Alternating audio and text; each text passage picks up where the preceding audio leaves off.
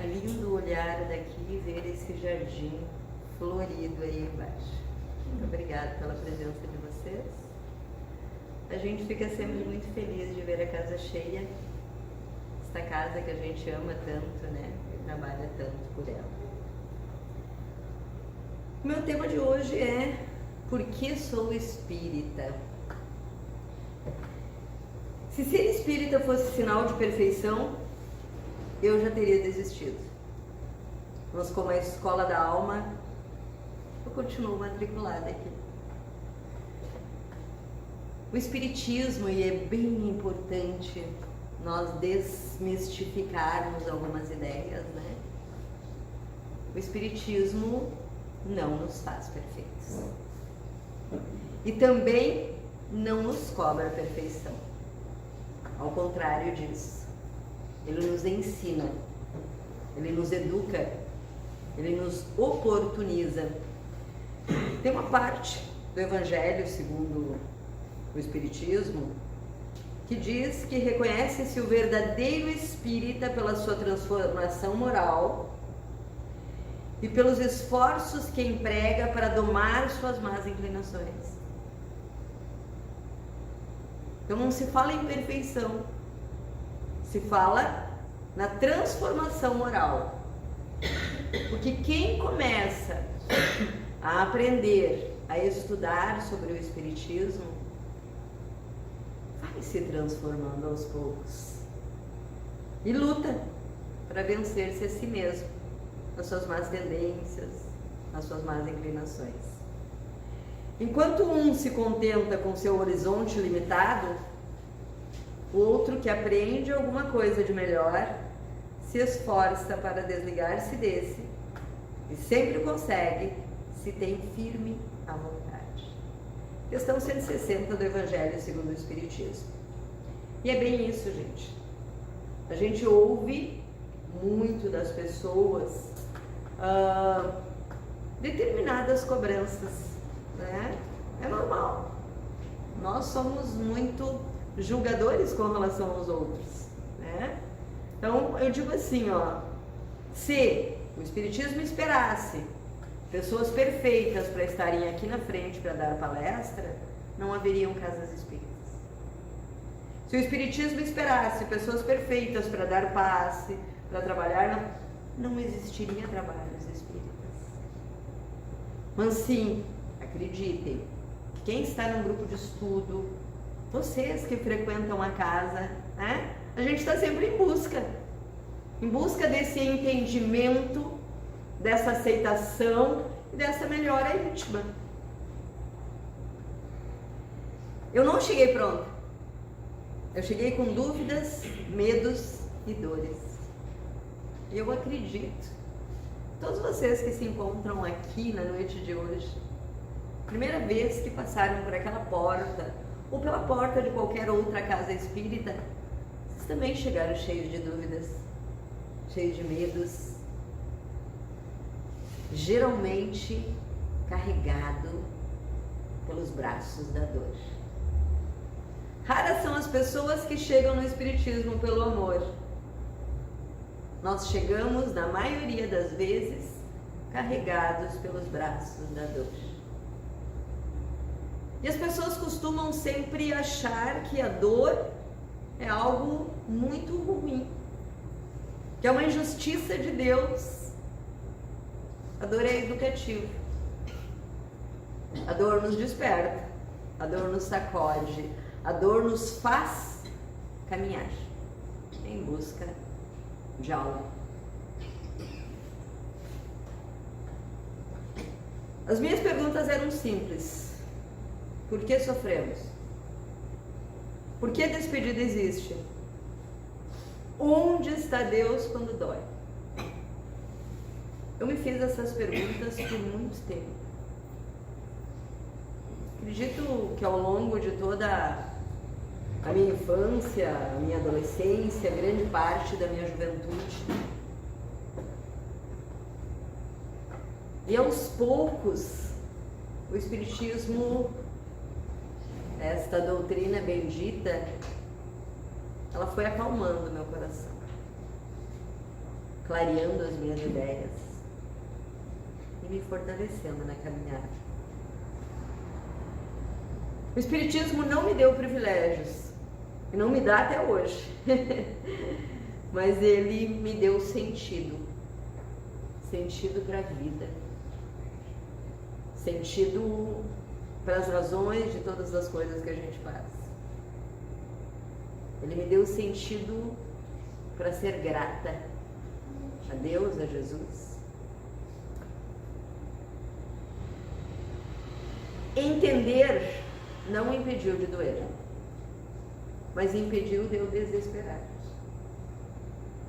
E a gente vê isso com muita clareza quando a gente começa a colocar o Espiritismo nas nossas vidas, quando a gente começa a buscar mais conhecimento, a colocar em prática aquilo que a gente aprende, a gente não deixa de sentir a dor, mas a gente não desespera mais. E se algum dia qualquer espírita disser para vocês que não pode sentir dor, não levem a sério. A dor faz parte da nossa caminhada. Outro dia eu ouvi uma pessoa falando para outra: você é espírita, você tem que dar o exemplo. A pessoa tinha tinha se despedido de um ente querido. Você precisa dar o exemplo porque você é espírita, você sabe que isso é natural. Sim, a morte é natural, as despedidas são naturais, mas isso não quer dizer que nós não vamos sofrer a dor. Nós não vamos desesperar. Nós não vamos brigar com Deus. Nós não vamos achar que é injustiça. Nós não vamos nos rebelar contra o acontecido. Mas nós vamos sofrer. Porque é natural. Quem de nós aqui que tivesse um parente indo para a Austrália, por exemplo, não iria sentir saudade? Não ficaria, de certa forma, triste pela distância, pela ausência, mas também feliz por essa pessoa, né, estar voando? Só faltaria para nós ficar completamente felizes se no mundo espiritual tivesse como a gente fazer uma chamada de vídeo de vez em quando, né? Para matar a saudade. Mas a gente sabe que quem partiu está tão vivo quanto esteve aqui e continua nos amando da mesma forma, por mais que doa. Em algum momento, todos nos perguntamos: Deus, por quê? Quem nunca perguntou: Deus, por quê? Por que comigo? Por que agora? Eu vou falar um pouquinho da minha história, muitos de vocês conhecem, mas eu venho de uma família oriunda da Igreja Católica, por quem eu tenho o maior respeito. Mas a Igreja Católica não respondia as minhas dúvidas, as minhas perguntas, as minhas rebeldias já desde a infância. E lá, na minha infância, uma vizinha da minha mãe engravidou e eu estava bem feliz porque ia vir um bebê para brincar comigo. Essa criança nasceu com paralisia cerebral. Nunca caminhou, nunca falou, viveu numa cadeira de rodas. E eu via a pregação do padre falando que Deus é justo, bondoso, misericordioso. Eu pensava, como é que ele permitiu isso? Onde é que estava Deus quando essa criança nasceu? Aí eu ouvia comentários dos adultos, coisas do tipo: é algum pecado grande que o pai e a mãe têm, né? Isso me incomodava. eu cresci entre famílias abastadas. E eu venho de uma família extremamente pobre. Nunca tive problemas com relação a isso. Até porque eu sempre fui muito acolhida. A minha mãe sempre nos educou muito. E nós éramos muito queridos pelas pessoas ao nosso redor.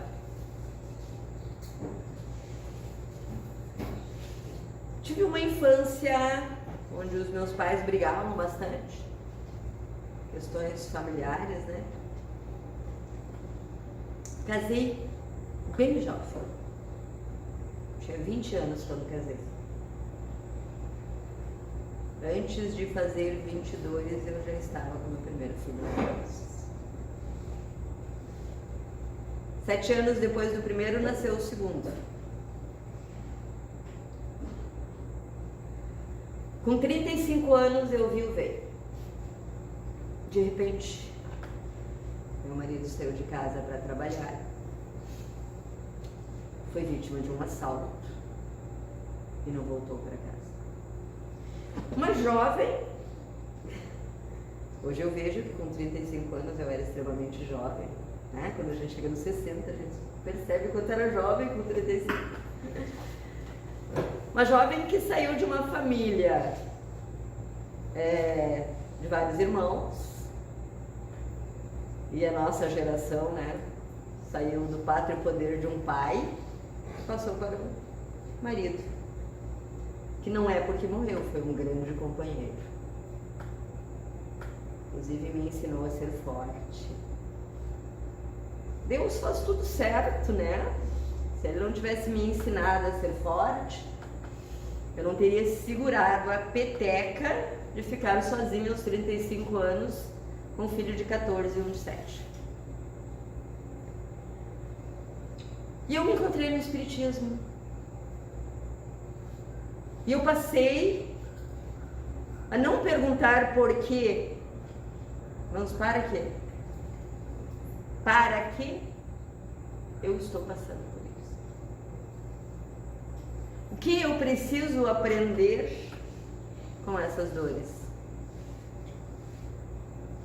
Quando eu era pequena, ainda, uns 5 anos de idade, faleceu meu irmão mais velho, que é um detalhe que eu esqueci de comentar. Ele tinha 18 anos quando faleceu, e ele era o amor da minha vida.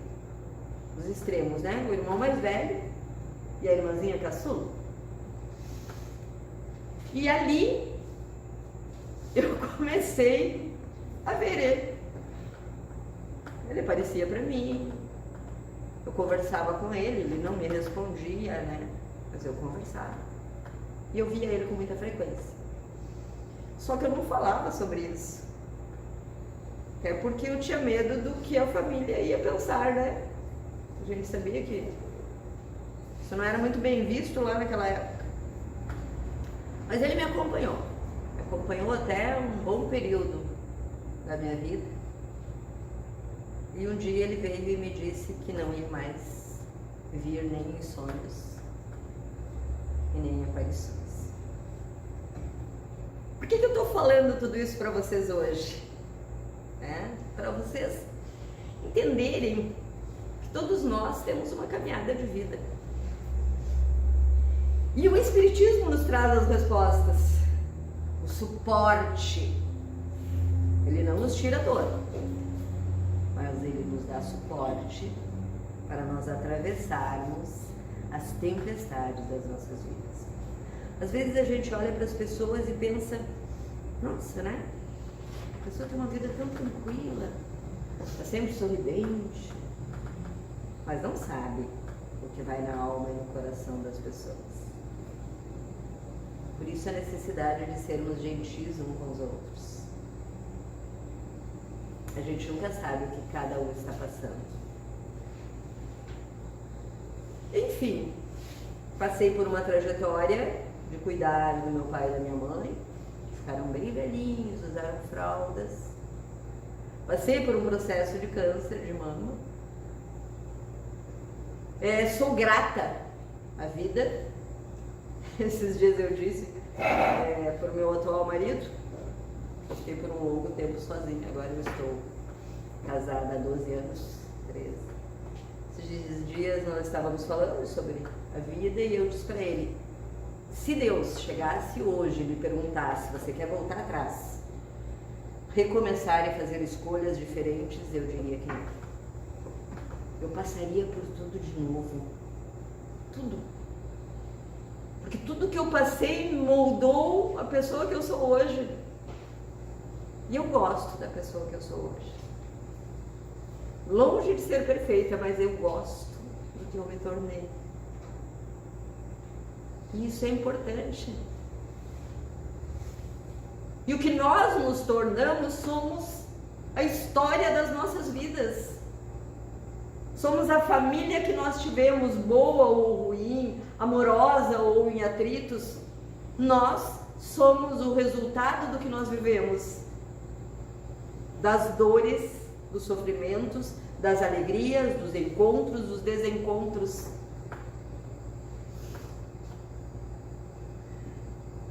Foi ali, no chão da alma, que eu senti o céu me levantar. Eu diria que meu momento realmente de maior dor foi quando eu vi o veio. Mas Deus me deu um amparo tão grande, colocou pessoas no meu caminho e colocou o Espiritismo. Que eu já tinha um vago conhecimento, porque eu já vinha sendo preparada para conhecer o Espiritismo. E quando a minha alma caiu no chão, foi ali que eu levantei. E me tornei uma pessoa forte, corajosa. O Espiritismo me fez crer na vida, após a vida, nas leis de causa e efeito, na providência de Deus para nosso aprimoramento. Nada é injustiça, nada é acaso. A lei do plantio e da colheita, ela é verdadeira e tão real quanto a semente que nós lançamos na terra. Quem planta semente de tomate e quando vê, colhe cebolas? Não acontece. Não acontece. Se nós plantarmos a semente de tomate, nós vamos colher tomate, gente. Precisamos cuidar dos nossos plantios. Depois a gente acha que é injustiça as coisas que a gente faz. Vamos plantar boas sementes no coração das pessoas. Depois a nossa alma fica tranquila.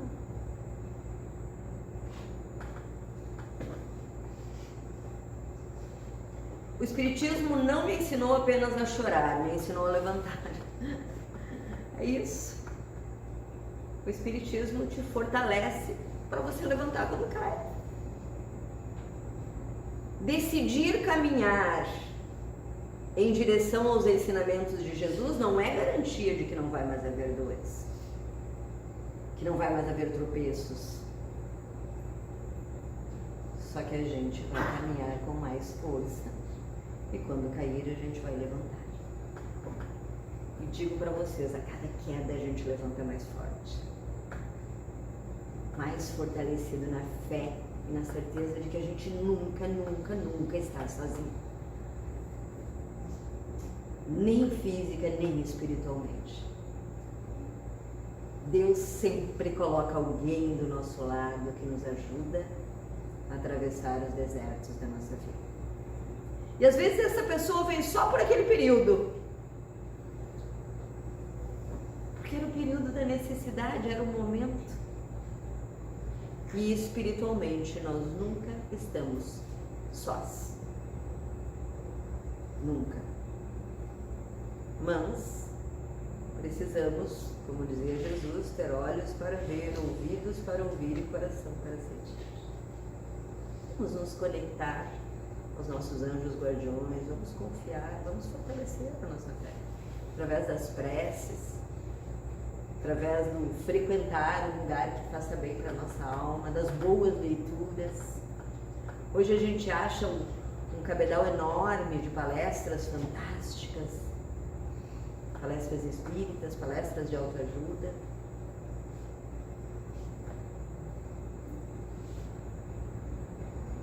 A dor me visitou, mas eu não moro mais nela. A dor me visitou, mas eu não moro mais nela. Esta frase, ela gira uma chave dentro da gente. Porque a dor me visitou e continua me visitando. E quando ela bate na minha porta, eu recebo ela. Eu converso com ela. Eu sento com ela para tomar um café. Por vezes, ela até pede um pouso. E eu deixo. Eu cedo um quarto. Mas depois, eu peço gentilmente para que ela vá embora. Porque eu tenho outras visitas para receber. Da alegria, da fé. É importante nós acolhermos a nossa dor. Se eu não acolher essa dor, se eu não tentar entender, se eu não senti-la, eu vou estar mascarando. Eu vou estar fingindo que ela não existe. Depois eu vou ter que resolver isso aonde? Com o psicólogo, com o psiquiatra. Nós precisamos entender que esses sentimentos fazem parte da nossa vida. Só não podemos morar nesse sentimento e nem deixar que ele faça morada em nós. Eu sei que a dor vai voltar. Em algum momento, eu vou acolher ela de novo. Vou caminhar com ela. E depois, eu vou até a porta e peço para que ela siga o seu caminho. Ela não é a minha casa, ela não é o meu lar. Eu aceito receber ela, porque a gente aprende muito uma com a outra. A gente aprende com a dor. É o que eu dizia lá no início da explanação.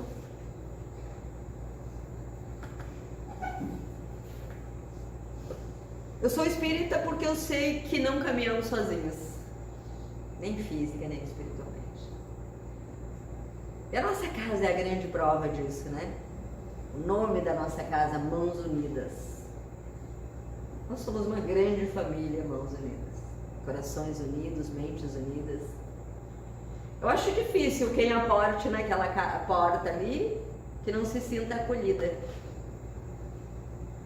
Porque para nós, vocês passam a ser amados, muito amados. Vocês passam a fazer parte da nossa família. E a gente se preocupa, e a gente quer saber notícia. Como é que está o tratamento, como é que está passando, como é que está se sentindo. Somos família de almas, todos nós. Nós somos filhos de um mesmo Pai. Pai nosso. Não é pai meu, não é pai, né? Não é pai só de quem frequenta cada espírito. É bem importante nós sabermos que nós somos famílias de almas, inclusive daqueles que nos perturbam, aqueles que causam dor, aqueles que... né? Somos todos irmãos. O bandido, o ladrão, a prostituta, de tudo aquilo que nos incomoda. A vida continua. A vida continua sempre. Nós estamos aqui de passagem. Somos espíritos vivendo a experiência num corpo. Uns vão antes, outros vão depois. Uns vão rápido, outros precisam de um processo maior para depois partir. O amor não morre. O amor não morre nunca. Não importa onde nós estivermos. Os vínculos de amor são eternos. E eu sou espírita porque sempre é possível recomeçar. A gente vai errar inúmeras vezes, a gente vai cair. Mas sempre é possível recomeçar. Nós não precisamos ficar morando na nossa dor, nas nossas culpas, nos nossos erros. Tudo bem. Nós não somos perfeitos. Se nós fôssemos perfeitos, nós não estaríamos aqui. É por isso que eu sou espírita. E eu comecei a ser espírita numa época que, quando alguém perguntava qual é a tua religião, a gente dizia bem baixinho: sou espírita. Porque havia bastante preconceito. Ainda há, às vezes, né? Algumas pessoas acham que o espiritismo não é uma coisa muito recomendável, não dizer outra coisa. Mas, se me pedirem para ir lá no meio da praça, bater no peito e dizer eu sou espírita, eu digo. E é por todas essas razões que eu enumerei para vocês hoje. Se você também acredita nisso, então nós estamos caminhando juntos. Vamos continuar batendo na porta do Evangelho do Cristo, da doutrina espírita, e vamos continuar caminhando juntos.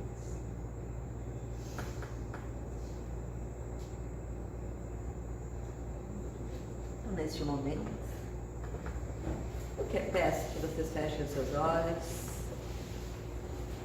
Fiquem confortáveis nas suas cadeiras. Respirem profundamente.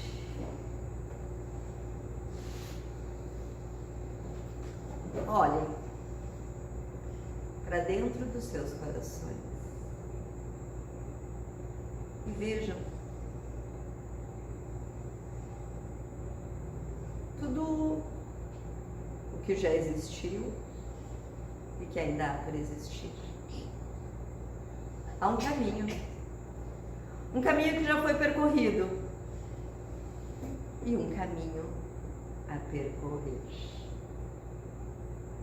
Que nós possamos olhar para trás nessa estrada da vida sem resquícios de mágoas, de revoltas, e percebermos que nós crescemos, que tudo o que nós passamos até hoje fez de nós criaturas melhores. Tenham orgulho até dos erros, porque é errando que aprendemos a acertar. Não se culpem. Não façam morada nos arrependimentos, na dor, na culpa. Pelo contrário, façam morada na fé e na esperança, na força, na coragem da caminhada que temos pela frente. Sabedores que somos da importância da reforma de nós mesmos, nós possamos nos dedicar a ela, buscando nos conhecermos a nós mesmos, buscando conhecermos mais e mais este Cristo, que é o nosso farol, que é o nosso modelo, que é o nosso guia, com confiança, com coragem e com fé. Que nós possamos nesse momento agradecer a Deus, a Jesus, a espiritualidade, agradecer por tudo que já vivemos e agradecer pelo que temos pela frente. Que a espiritualidade de luz aqui presente leve o nosso abraço fraterno a todos aqueles que passam pelas nossas mentes, estejam eles no mundo visível ou no mundo invisível. Que a nossa certeza de um amanhã sempre repleto de luz nos fortaleça para a semana que se inicia. Que assim seja. Graças a Deus.